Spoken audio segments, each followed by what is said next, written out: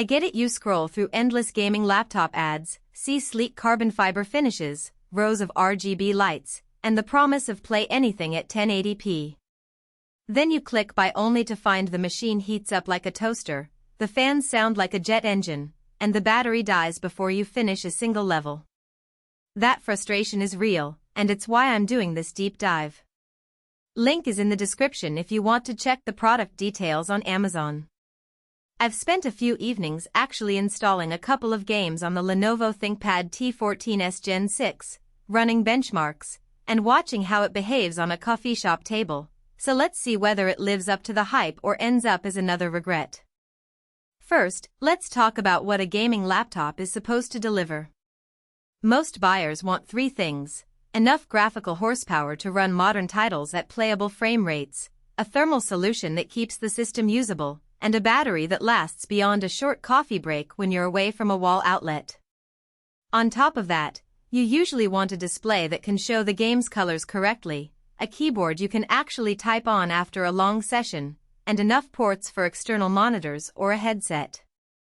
The ThinkPad line has built-in expectations for durability and business-class keyboards, but it's not traditionally marketed as a gaming machine.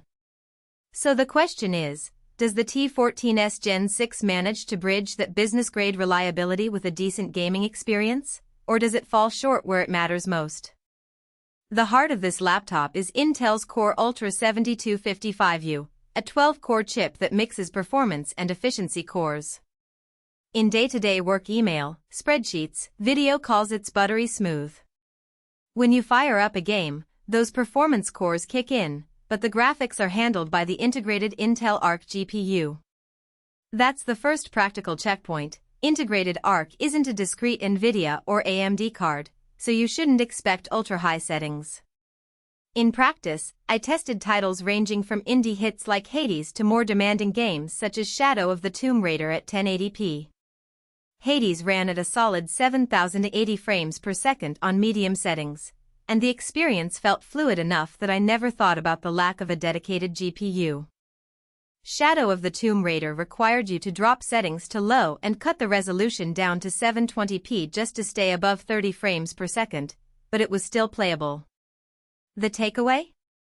If your gaming sessions revolve around less graphically intensive games, or you're okay with turning down the visual fidelity, the integrated Arc can hold its own for a business-class ultrabook.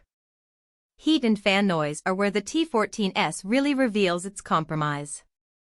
Under sustained load, say, a 30-minute gaming marathon, the CPU and GPU together push the internal temperature to the low 90s C. Lenovo's thin chassis forces the heat out through a single exhaust, and the fan ramps up to a pitch that can drown out a quiet office. In a typical coffee shop environment, the fan became audible after about 10 minutes of continuous gaming, and the laptop felt warm to the touch on the palm rest.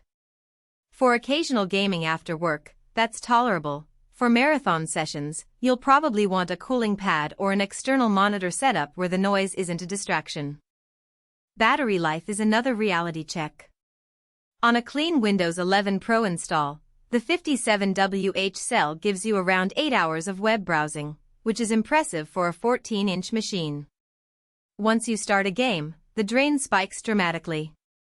Hades at medium settings knocked the battery down to 50% in roughly 30 minutes, and after an hour of playing, you were down to single-digit charge. In short, treat the T14s as a work laptop that can dabble in gaming when you're plugged in, not as a portable gaming rig that you can take to the park. Now let's look at the display. The 14-inch WUXGA 19201200 IPS panel offers 400 nits of brightness and decent color coverage, about 45% of the NTSC gamut. It's sharper than a typical 1080p laptop, which is great for productivity, and the anti-glare coating reduces reflections on sunny days. For gaming, the extra vertical pixels give you a bit more screen real estate, but the modest color gamut means you won't see the vivid saturation that a higher-end gaming panel would deliver. If you're used to the